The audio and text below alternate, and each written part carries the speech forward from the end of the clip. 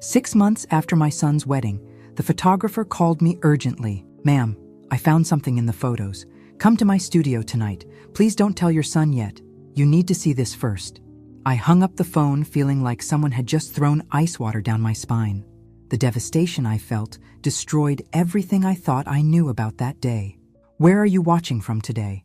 Drop your location in the comments below and hit that like and subscribe button. Let me take you back to how this nightmare began. 6 months ago, I thought I was watching my only son David marry the love of his life. Jessica Miller seemed perfect on paper. Blonde, bubbly, and supposedly head over heels for my 32-year-old son.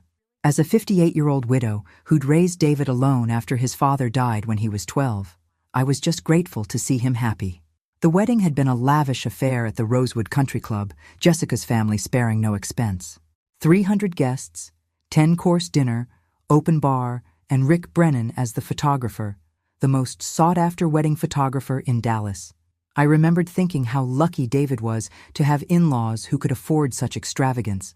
My teacher's pension certainly couldn't have covered it, but now, staring at Rick's business card in my trembling hand, I realized that luck might have been the wrong word entirely. Rick Brennan's studio was located in the Arts District, a converted warehouse with floor-to-ceiling windows and exposed brick walls. When I arrived at 7 p.m. sharp, the parking lot was nearly empty. Inside, Rick was waiting behind his desk, looking like he hadn't slept in days. Dark circles shadowed his eyes, and his usually perfect beard was unkempt. "Mrs. Thompson, thank you for coming," he said, standing quickly. "I've been agonizing over whether to call you for weeks." "What did you find?" I asked, cutting straight to the point. After 25 years teaching high school, I'd learned to spot trouble brewing from miles away.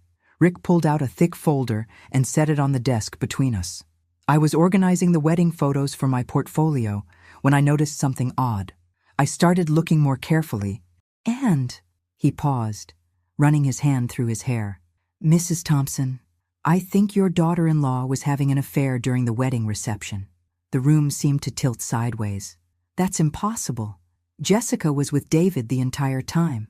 "Not the entire time," Rick said quietly. He opened the folder and pulled out the first photograph. This was taken at 9:47 p.m. during the father-daughter dance. I studied the image. It showed Jessica in her stunning white gown, but she wasn't on the dance floor with her father. Instead, she was near the service entrance to the kitchen, partially hidden behind a decorative column. She was embracing a man in a dark suit, definitely not David, who I could clearly see on the dance floor looking around for his bride.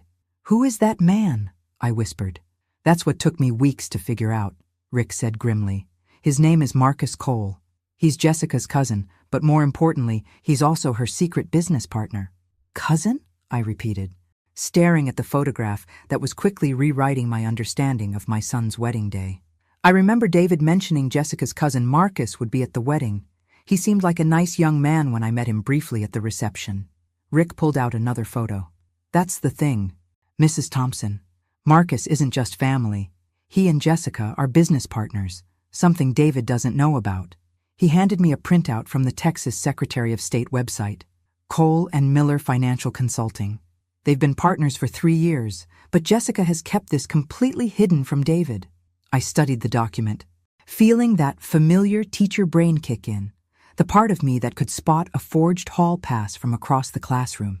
Jessica Miller and Marcus Cole had indeed registered their business in 2022, the same year she'd started dating David. So Jessica has been running a business with her cousin for 3 years. "And David has no idea?" I asked. Though even as the words left my mouth, several unpleasant possibilities were forming in my mind. Why would she keep this secret from her husband? "Take a look at these," Rick said, spreading out a series of photos across his desk like a detective laying out evidence. The timeline he'd constructed was damning. 9:47 p.m., Jessica embracing Marcus near the kitchen. 10:15 p.m., Jessica slipping out the side door while David was making his thank you speech. 10:23 p.m., Marcus leaving through the same door. 10:45 p.m., Jessica returning, slightly disheveled, claiming she'd needed fresh air. "I remember that," I said slowly. "David was looking for her during his speech. She said she'd felt faint and needed air."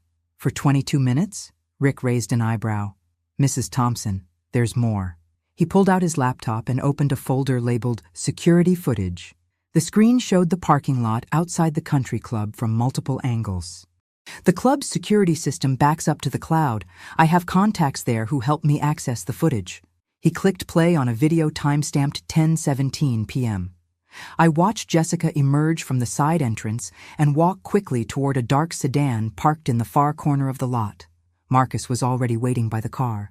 They embraced again, more passionately this time, before getting into the vehicle together. 22 minutes later, Rick said quietly, they returned, separately. I sank back in my chair, feeling like I'd been punched in the stomach. Jessica hadn't just cheated on David at their own wedding, she'd done it with her own cousin, who was also her secret business partner that David knew nothing about. Rick, why are you showing me this instead of going directly to David? He was quiet for a long moment, staring at the photos spread across his desk. Because there's something else, Mrs. Thompson, something that makes this more complicated than just an affair. More complicated how? Instead of answering directly, Rick pulled out another folder, this one labeled Financial Records.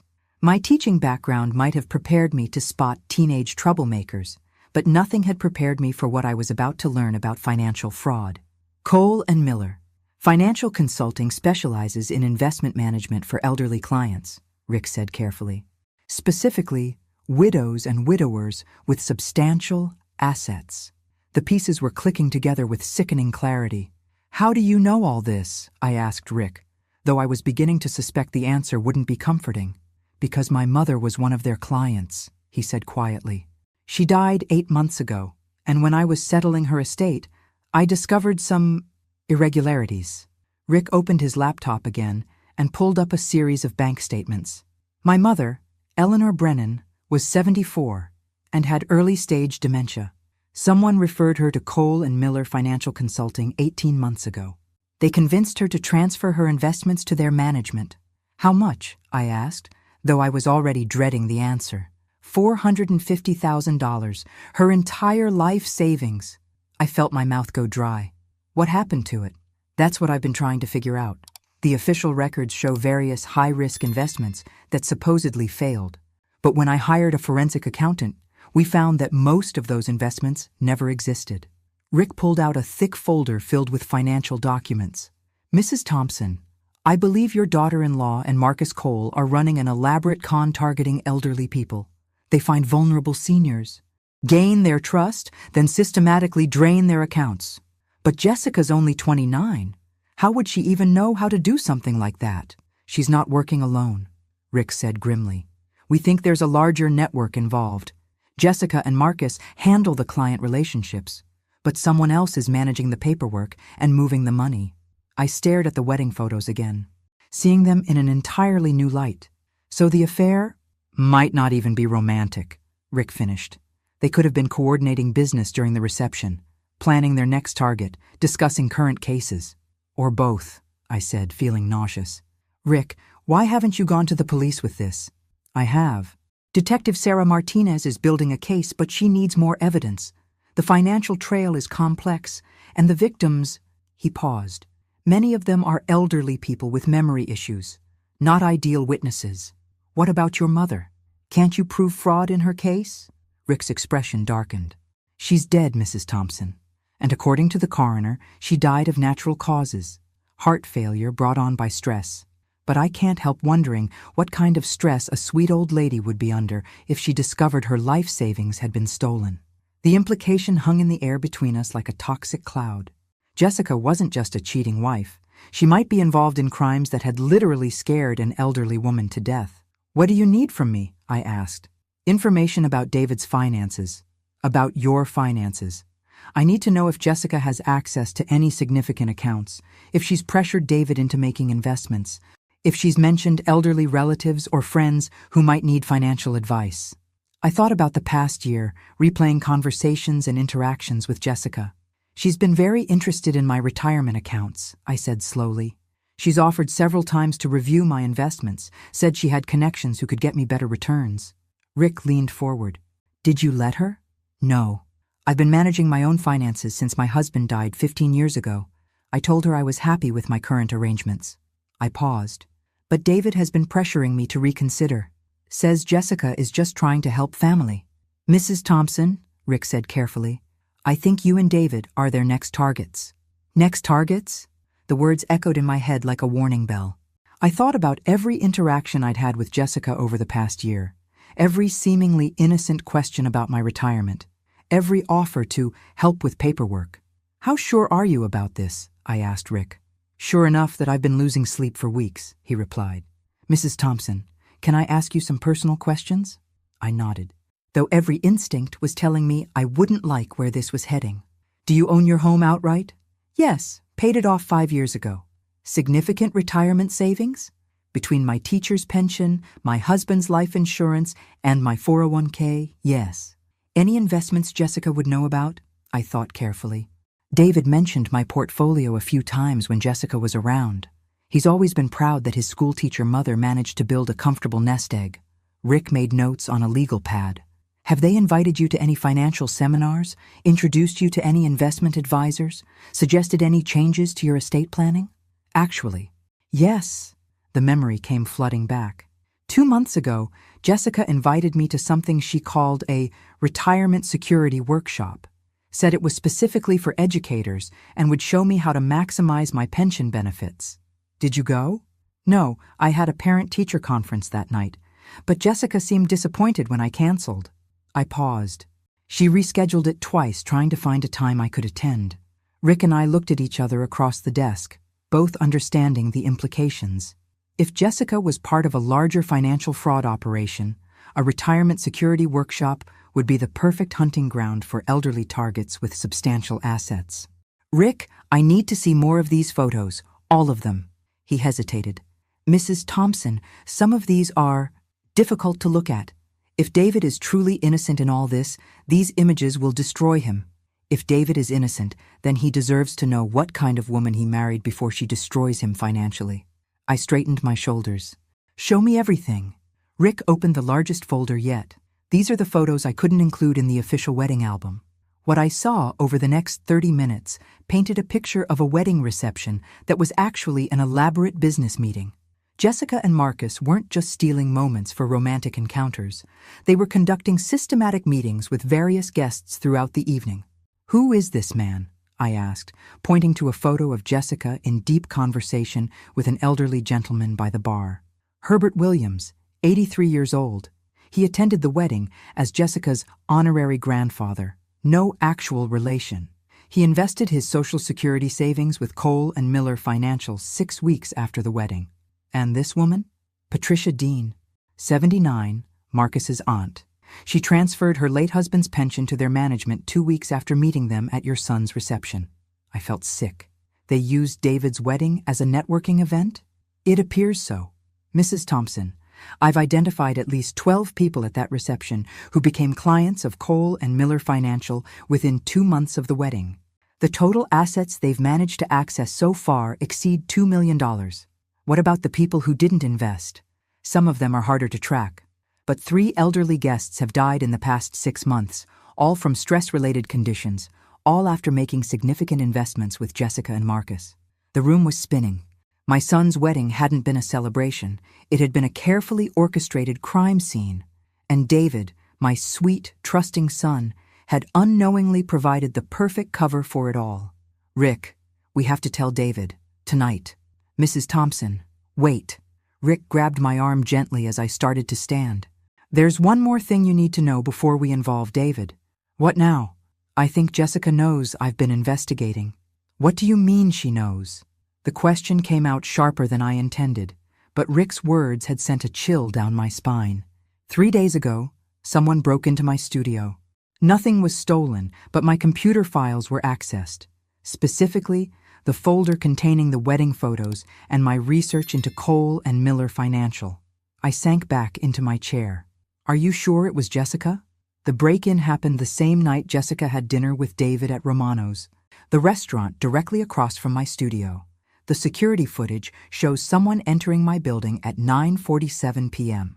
Jessica and David's dinner receipt is time-stamped 9:52 p.m.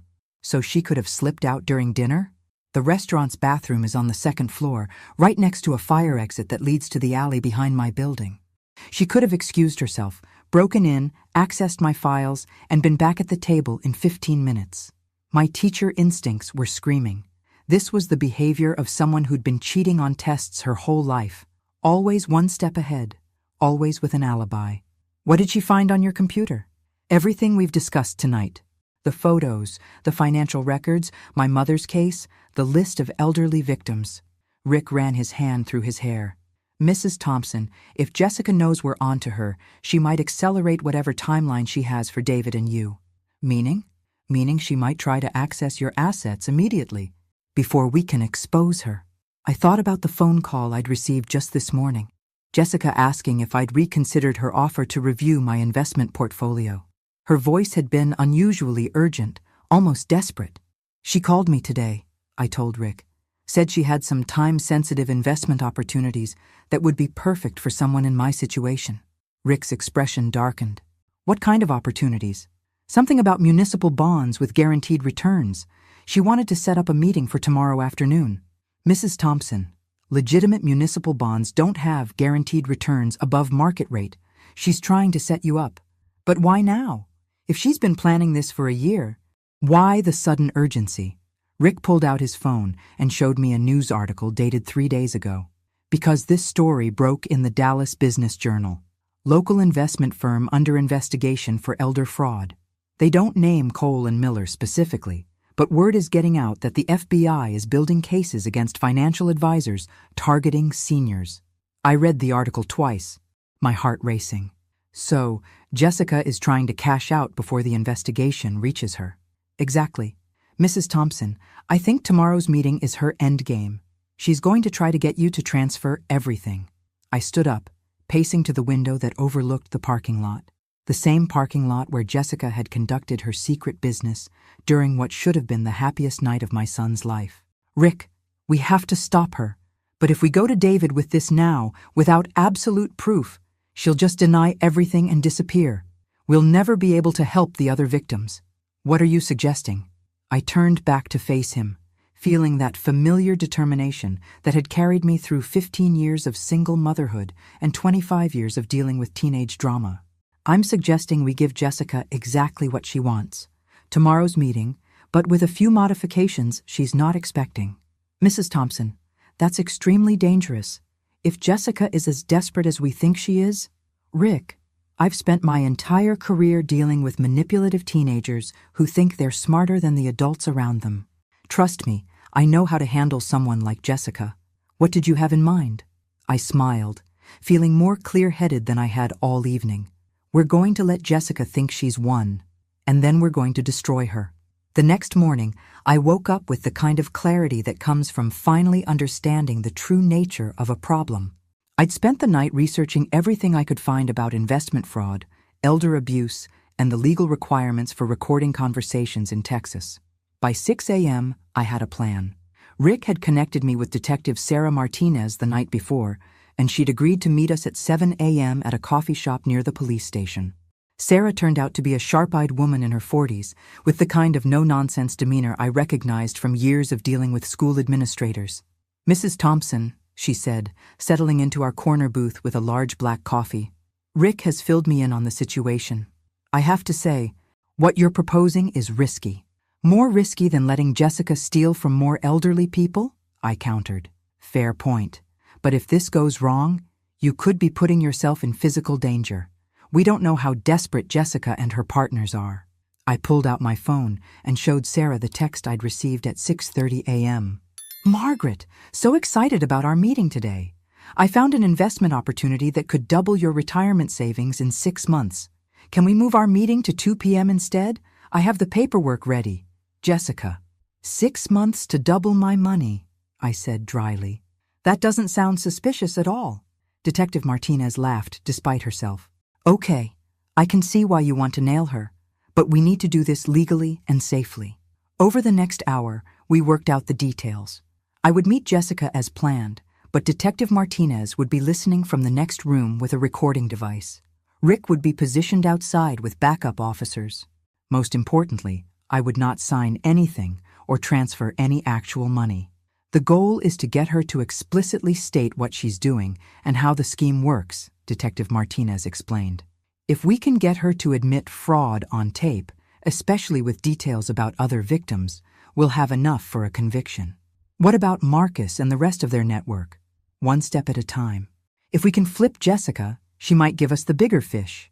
At 1:45 p.m., I arrived at Jessica's office building in downtown Dallas. The suite number she'd given me led to a generic office space with temporary furniture and motivational posters that looked like they'd been purchased at a gas station. Classic temporary setup, designed to look legitimate but easy to abandon quickly. Jessica greeted me with an enthusiastic hug and her usual $1,000,000 smile. "Margaret, you look wonderful. I'm so glad you decided to take control of your financial future." "Well, you've been so persistent," I said, settling into the uncomfortable folding chair across from her desk. "And David speaks so highly of your expertise. David is such a sweetheart. He just wants the best for his mother." Jessica pulled out a thick folder. "Now, I've been working with my partner Marcus to identify some exclusive opportunities that would be perfect for someone with your background and assets." "Your partner Marcus?" I asked innocently. "I don't think David's mentioned him." A brief flicker of something crossed Jessica's face. "Marcus handles the more sophisticated investment strategies. He works behind the scenes mostly. I'd love to meet him. Is he here today?" "Unfortunately, no. He's closing a major deal for another client. But don't worry, I have full authority to handle your account." Jessica opened the folder and pulled out several official-looking documents. "Now, I'll need some basic information about your current holdings." For the next 20 minutes, I fed Jessica carefully crafted lies about my financial situation, inflating my assets just enough to make me an attractive target, but not so much that she'd become suspicious. She took detailed notes, asking probing questions about my accounts, my beneficiaries, and my estate planning. "The opportunity I want to discuss with you today," Jessica said, her voice taking on a conspiratorial tone, "is something we only offer to very special clients. Municipal bonds backed by offshore tax shelters that guarantee a 25% return in 6 months. "That sounds too good to be true," I said, playing the cautious grandmother perfectly. "That's what all our clients say initially," Jessica laughed. "But Margaret, we've never had a client lose money on this program. Never. In fact, Mrs. Patterson from your neighborhood just doubled her Social Security investments with us last month." Mrs. Patterson. My heart sank. Eleanor Patterson was 87 years old and had been showing signs of memory problems for months. "Really? Eleanor invested with you?" "Oh yes, she's one of our most successful clients. In fact," Jessica lowered her voice, "she's already made enough profit to buy that new car she's been wanting." That was impossible. Eleanor didn't drive anymore and had been talking about selling her car for months. Jessica was either lying about Eleanor's success or lying about Eleanor's involvement entirely. "How much would I need to invest to see those kinds of returns?" I asked. Jessica's eyes lit up with predatory excitement. "For the full program, we recommend transferring all liquid assets to maximize the compound growth potential." She had just walked directly into Detective Martinez's trap. "All liquid assets?" I repeated, letting my voice carry just the right amount of elderly confusion mixed with greed. "That seems like quite a lot to invest at once." "Margaret, I understand your hesitation. But think about it. You've worked your whole life, sacrificed so much to build your nest egg. Don't you deserve to see it grow dramatically in your golden years?" Jessica leaned forward, her expression shifting into what I recognized as practiced sincerity. After dealing with manipulative teenagers for 25 years, I could spot fake empathy from across a football field. "The thing is," she continued, "this opportunity has a very limited window. My offshore partners can only accept a certain number of new investors each quarter, and we're down to the last 2 spots. Classic high-pressure sales tactics. Create artificial scarcity to force quick decisions. How much time do I have to decide? Ideally, we'd want to submit your paperwork today. I know it seems fast, but Margaret, I've seen too many people miss out on life-changing opportunities because they waited too long." Jessica pulled out a transfer authorization form that looked official enough to fool most people. But I'd spent years grading papers, and I could spot a document that had been hastily created in Microsoft Word. This form would give you authorization to move my funds, just temporarily, while we set up your new investment accounts. It's a standard procedure. Jessica's smile never wavered, but I caught her glancing at her watch. The offshore markets close at 4 p.m. Eastern Time, so we do need to move quickly. Before I sign anything, could you tell me more about some of your other successful clients, besides Eleanor Patterson? Jessica hesitated for just a moment. Well, there's Herbert Williams. He's made over $200,000 in profits this year. Herbert Williams. Rick had identified him as one of the elderly guests from David's wedding who'd lost his entire Social Security savings to Cole and Miller Financial. That's wonderful, I said. Could I speak with Herbert? Get his recommendation directly? Oh, Herbert is traveling in Europe right now, enjoying his profits, Jessica said quickly. But I can show you his account statements. She pulled out a document that purported to show Herbert's investment gains. The numbers looked impressive until you realized they were printed on regular paper with no official letterhead or verification. I'd seen more convincing fake report cards from students trying to avoid parent conferences. Jessica, can I ask you something personal? Of course, Margaret. I want you to feel completely comfortable with this process. How did you become so knowledgeable about investments? David mentioned you work in marketing. Another flicker across her face. I do work in marketing, but I've been studying financial management as a side interest. Marcus has been mentoring me, teaching me about international markets and specialized investment vehicles. How did you meet Marcus? Marcus is my cousin. We grew up in the same area. He helped me get started in this business. Jessica's answers were becoming shorter, more clipped. She was clearly uncomfortable with questions that strayed from her sales script. And the two of you decided to help elderly people specifically? We focus on mature investors, because they often have assets that aren't working as hard as they could be. People like you, Margaret, who've been conservative with their money but deserve to see real growth. That's very thoughtful of you. I paused, pretending to study the transfer form. Jessica, I have to ask, David doesn't know about your business partnership with Marcus, does he? What do you mean? I mean, you haven't told him about your investment business, about being business partners with your cousin, about any of this?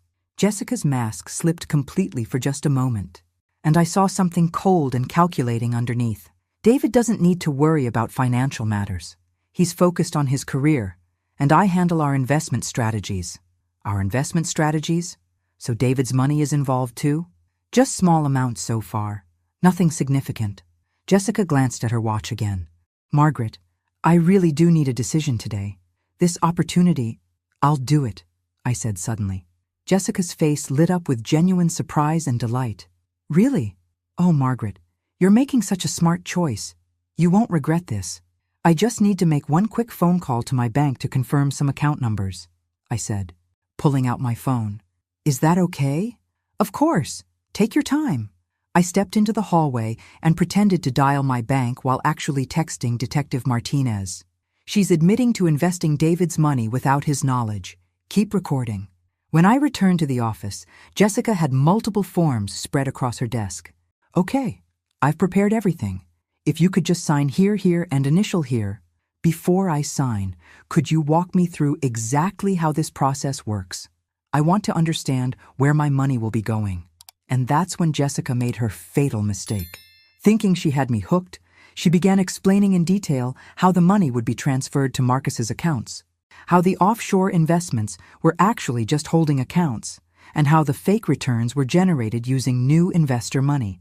She was describing a textbook Ponzi scheme, and Detective Martinez was recording every word. So the returns I see in my account statements, I said, making sure I understood correctly. Those come from new investors, not from actual investment profits? Well, initially, yes, Jessica said, apparently not realizing she'd just confessed to securities fraud. But as the program grows and we acquire more sophisticated investment vehicles, the returns become self-sustaining. And Marcus handles the technical aspects of moving money between accounts. Marcus is brilliant with financial structures. He's set up a network of accounts that allow us to maximize returns while minimizing tax implications. Jessica was gaining confidence now, clearly thinking she was impressing me with their sophistication. How many clients do you currently manage? We're approaching 50 active accounts with total assets under management of about $12 million. $12 million. The number hit me like a freight train. This wasn't just a small-time scam targeting a few elderly people. This was a massive operation that had been systematically destroying lives for months, possibly years. That's quite impressive for such a young business, I said carefully. Marcus has been building relationships in this space for almost 5 years. I joined him 2 years ago when I realized how much potential there was to help underserved populations like retirees and widows. Help. She actually used the word help while describing how they stole life savings from vulnerable elderly people. Jessica, can I ask how you and David met? Was it through your investment work? Oh no. We met at a charity fundraiser for senior services. David was volunteering, and I was there representing our financial planning services. Jessica smiled at the memory. He was so passionate about helping elderly people, and I knew we'd be perfect together. The irony was breathtaking. David had met his wife at a charity event for seniors, never knowing that she was there to scout for potential fraud victims. That's so romantic, I said. And he's been supportive of your business? David's wonderful, but he doesn't really understand finance. He prefers to focus on his engineering work and let me handle our investment planning. Jessica's tone shifted slightly. Sometimes I think it's better when spouses don't get too involved in each other's professional details. It can complicate the relationship. Has David invested with you directly? Small amounts? His 401k rollover? Some savings bonds? Nothing major yet. But as the business grows, she trailed off, realizing she might be saying too much. You're planning to invest more of David's money? Only as opportunities arise that would benefit our family's long-term financial goals? I had to bite my tongue to keep from asking if those goals included federal prison sentences. Jessica, these forms you want me to sign, they look quite comprehensive. Should I have my attorney review them first? For the first time since we'd started talking, Jessica looked genuinely concerned. Margaret, attorneys often don't understand complex investment vehicles. They tend to be overly cautious and can cause you to miss time-sensitive opportunities. But surely for this amount of money, what I can do, Jessica interrupted, is offer you a smaller trial investment, say $50,000 to start. You can see the returns for yourself, and then we can discuss larger amounts once you're comfortable with the process. $50,000. Pocket change compared to what she thought I had, but still enough to ruin most people's retirement plans. That sounds more reasonable, I said, but I still don't understand why this has to be done today. Because the quarter closes tomorrow, and my offshore partners won't accept new investments until January.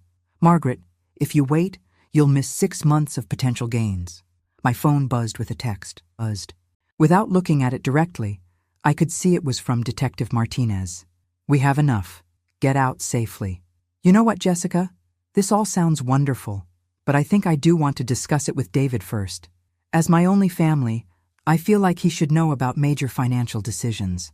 Jessica's expression hardened. Margaret, I thought we agreed that David doesn't need to be involved in every detail of your financial planning. I've changed my mind.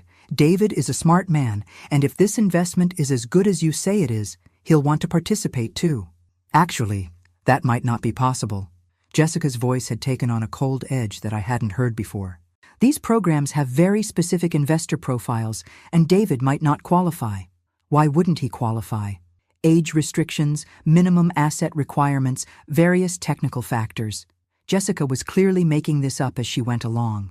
Margaret, I strongly advise you to make this decision independently. Involving David could complicate everything. I stood up, gathering my purse. I appreciate all the time you've spent explaining this, Jessica, but I think I need to sleep on it. Margaret, please sit down. We're not finished here. The change in her tone was startling. Gone was the sweet, concerned daughter-in-law. In her place stood someone who sounded desperate and potentially dangerous. I really do need to go, I said, moving toward the door. No, Jessica said firmly. You don't understand. We've already committed your spot to the offshore partners. If you don't complete the transaction today, there will be penalties. That's when I knew Detective Martinez had been right about the danger. Jessica wasn't just going to let me walk away. Penalties? I asked, my hand freezing on the door handle. What kind of penalties? Commitment fees, administrative costs, lost opportunity expenses. Jessica was making up terms on the spot, but her voice carried a threatening undertone that made my heart race. Margaret, These international investment groups don't take contract breaches lightly. But I haven't signed any contracts. The moment you agreed to participate, I submitted preliminary paperwork on your behalf.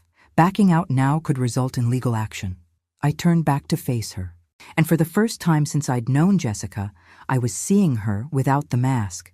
Her perfectly applied makeup couldn't hide the cold calculation in her eyes, and her designer smile had been replaced by something that looked almost predatory. Jessica, I haven't agreed to anything definitive. I said I'd consider it. No, Margaret, you said, and I quote, "I'll do it." I have witnesses to that conversation. What witnesses? We're alone in this office.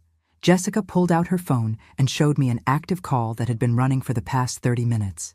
Marcus has been listening to our entire conversation. He heard your verbal commitment, and he's already begun processing your investment application. My blood ran cold. If Marcus had been listening, he'd also heard me asking detailed questions about their operation, gathering information about their other victims, and trying to get Jessica to incriminate herself. They knew I was investigating them. I want to speak to Marcus, I said, trying to keep my voice steady. Unfortunately, he's in a meeting with other investors, but he asked me to make sure we complete your paperwork today before there are any misunderstandings. Jessica moved between me and the door, and I realized I was essentially trapped in a small office with someone who'd just revealed herself to be far more dangerous than I'd anticipated. Jessica, I'm going to leave now. We can discuss this later with David present.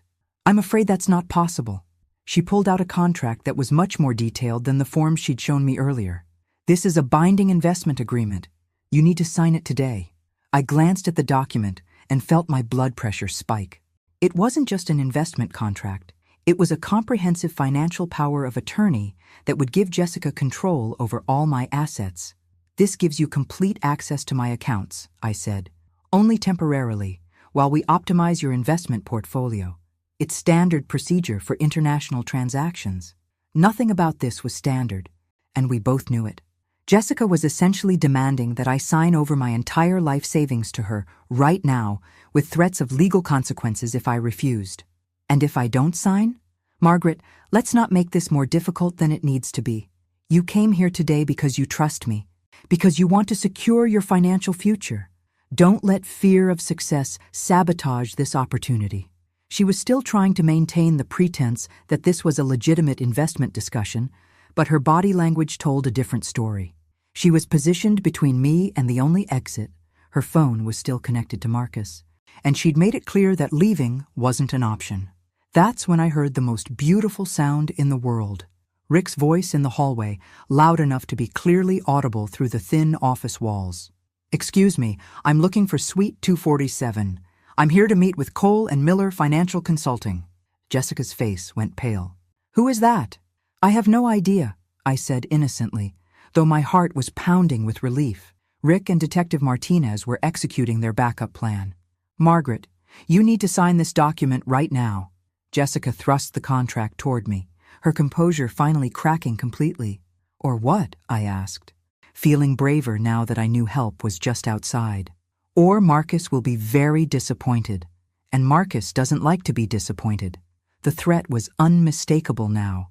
Jessica had dropped all pretense of being a legitimate investment advisor and was essentially demanding my money at gunpoint, metaphorically speaking, though I was beginning to wonder about the literally speaking part. That's when Detective Martinez's voice joined Rick's in the hallway. "Dallas Police, we're looking for Suite 247. Jessica spun toward the door, panic flooding her features. "You set me up." "No, Jessica. You set yourself up the moment you decided to steal from elderly people and use my son as cover for your crimes." The door burst open, and Detective Martinez entered with 2 uniformed officers. "Jessica Miller, you're under arrest for conspiracy to commit fraud, elder abuse, and securities violations." As they read Jessica her rights, she stared at me with pure hatred. "You don't understand what you've done. Marcus won't let this stand. This organization is bigger than you realize." "Maybe," I said calmly, "but it's about to get a lot smaller." As they led Jessica away in handcuffs, I felt a mixture of relief and dread. We'd stopped her from stealing my money, and we had enough evidence to put her away for a long time. But her final words echoed in my mind. "This organization is bigger than you realize. I had a sinking feeling that Jessica Miller was just the tip of the iceberg. 3 hours later, I sat in Detective Martinez's office, still processing everything that had happened. The recording device had captured Jessica's detailed confession about the Ponzi scheme, her admission about using new investor money to pay fake returns, and her threats when I tried to leave. "Mrs. Thompson, what you did today was incredibly brave," Detective Martinez said, reviewing her notes. "But Jessica was right about one thing. This organization is much larger than we initially thought." "How much larger?" "Based on the information Jessica provided during questioning. Cole and Miller Financial is part of a network operating in 6 states. We're talking about potentially 50 to 60 people involved, managing fraud schemes worth tens of millions of dollars." Rick, who'd been sitting quietly in the corner, finally spoke up. "What about the victims? Can any of the money be recovered?" "Some of it, hopefully. But Margaret, I need to warn you. Jessica's arrest will send shockwaves through their network. Marcus Cole and the other organizers will know their operation has been compromised." "Meaning?" "Meaning they'll either disappear with whatever money they can access, or they'll escalate their efforts to extract assets from existing victims before law enforcement can stop them." I thought about Eleanor Patterson, 87 years old and showing signs of memory problems. About Herbert Williams, who'd supposedly lost his Social Security savings. About all the elderly people who'd attended David's wedding and unknowingly walked into a trap. "What about David?" I asked. "How do we tell him that his wife is a criminal who used their wedding as a recruiting event for fraud victims?" Detective Martinez exchanged a look with Rick. "Actually, Mrs. Thompson, David is outside. He's been waiting for over an hour to talk to you." My heart sank. "He knows?" "We had to bring him in for questioning once Jessica was arrested. He's not handling it well." I followed Detective Martinez down the hallway to a small conference room where David sat slumped in a chair, looking like he'd aged 10 years in one afternoon. When he saw me, his eyes filled with tears. "Mom, I'm so sorry. I had no idea. I swear to you, I had no idea what Jessica was doing." I pulled him into a hug, feeling his shoulders shake with quiet sobs. "I know, sweetheart. I know you didn't know. She was using me. Using our marriage, our wedding, everything. Those people at our reception, they weren't guests, they were targets." David pulled back to look at me. "Mom, she has access to some of my accounts. My 401k rollover, about $75,000 in savings bonds." "We'll figure it out," I said firmly. "The important thing is that you're safe, and now we know the truth." But how could I have been so blind? Looking back, there were signs. The secretive phone calls, the business trips she never wanted to talk about, the way she always deflected questions about her work. David ran his hands through his hair. "And Marcus, I thought he was just her cousin who lived out of state. I never suspected they were business partners running a criminal operation. God, she even used my love for you against me, always pushing me to encourage you to optimize your investments. David, you fell in love with who you thought she was. That's not your fault." Detective Martinez cleared her throat, eared. "David, I need to ask, did Jessica ever mention any elderly relatives, family friends, or acquaintances who might have significant assets? She was always very interested in my co-workers' families, especially anyone who mentioned elderly parents or grandparents with money. She'd suggest I invite them to dinner. Say she'd love to meet them." David's face crumpled. "She was using me to scout for victims. We're going to need a list of anyone Jessica showed particular interest in meeting." "Of course. Whatever you need." Rick leaned forward. "David, this might be difficult to hear, but we think Jessica and Marcus used your wedding reception as an active recruitment event. We've identified at least 12 people who became their clients within weeks of attending your wedding." 12 people. David stared at the table. 12 elderly people who trusted me enough to attend my wedding, and I led them into a trap. "You didn't lead anyone anywhere," I said firmly. "Jessica orchestrated this. You were a victim too. A victim who married the predator." We sat in silence for several minutes, processing the magnitude of Jessica's deception. Finally, Detective Martinez spoke up. "There is some good news. Jessica's cooperation will be essential in building cases against the rest of the network. If she provides substantial assistance, many of the victims might recover at least some of their money." "Will she cooperate?" I asked. She's facing 20 to 30 years in federal prison without cooperation. With cooperation, she might get 10 to 15. She'll make the smart choice. 3 months later, Jessica did indeed make the smart choice. Her detailed testimony led to the arrest of Marcus Cole and 17 other members of their fraud network. The investigation uncovered schemes in Texas, Oklahoma, Arkansas, Louisiana, New Mexico, and Colorado, with total victim losses exceeding $40 million. Eleanor Patterson recovered 60% of her Social Security savings. Herbert Williams got back about half of his life savings. Dozens of other elderly victims received partial restitution, though many would never fully recover from the financial and emotional damage they'd suffered. David filed for divorce immediately after Jessica's arrest. The process was complicated by the criminal proceedings, but 6 months later, he was legally free from the woman who'd turned his wedding day into a crime scene. As for me, I learned that sometimes the best way to protect your family is to trust your instincts, ask uncomfortable questions, and never underestimate the power of a determined teacher facing down someone who thinks they're smarter than everyone else in the room. Rick's studio returned to focusing on happy occasions instead of criminal investigations, but he kept my contact information, and occasionally we'd meet for coffee to compare notes on suspicious financial advisors targeting elderly clients. Because, as Jessica had warned us during her arrest, organizations like theirs don't disappear easily. They evolve, they adapt, and they always have a new generation of con artists ready to take advantage of people's trust and love for their families. But they also underestimate how much fight there is in a mother protecting her son or a photographer seeking justice for his mother, or a detective committed to protecting vulnerable seniors. And sometimes, just sometimes, that underestimation is exactly what brings them down. Thanks for listening. Don't forget to subscribe and feel free to share your story in the comments. Your voice matters.